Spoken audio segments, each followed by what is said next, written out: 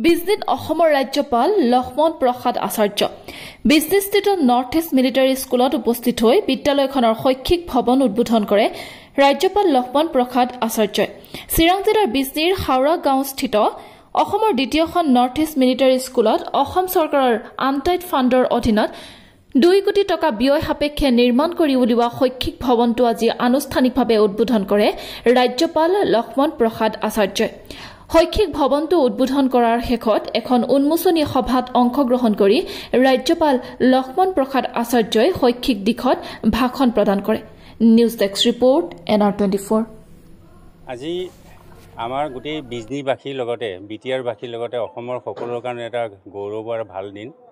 আমাৰ north east military school Bijni যিখন শিক্ষানুষ্ঠান অলৰেডি আমাৰ সৈনিক স্কুল বোৰ্ড ভাৰতবৰ্ষৰ আমাক এফিলিয়েশ্যন কৰিছে আৰু তেখেতে আজি আহি আমাৰ যেটো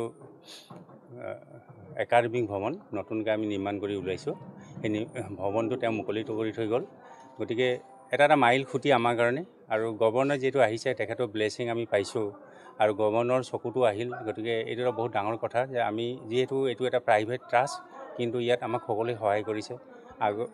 গভৰ্ণৰক সহায় কৰিছে, আমাৰ মাননীয় চিফ মিনিষ্টাৰক সহায় কৰিছে, আগৰ চিফ মিনিষ্টাৰক সহায় কৰিছে, NRLক সহায় কৰিছে। সকলো সহায় সহযোগত বৰঙণি যোগেদি আমি এই শিক্ষা অনুষ্ঠানটো গঢ়িছোঁ। গতিকে গভৰ্ণৰ যে এই আমাৰ শিক্ষা ভৱনটো আজি তেওঁ ইনগ্ৰেশ্যন কৰি থৈ গ'ল, এইটো কাৰণে আমাৰ সকলোৰে কাৰণে আজি এটা বৰ ভাগ্য দিন। আমি বহুত উৎসাহিত হৈছোঁ আৰু আমি এই উৎসাহৰ যোগেদি আমি সকলোৱে যাতে এই শিক্ষানুষ্ঠানটো ভাৰতবৰ্ষৰ মানচিত্ৰত এখন লেখত ল'বলগীয়া সৈনিক স্কুল হিচাপে যাতে গঢ় দিব পাৰোঁ তাৰ কাৰণে আমি এতিয়া সাহস পাইছোঁ। কাৰণ এইখন অসমত 1964 পিছত ছেকেণ্ড সৈনিক স্কুল।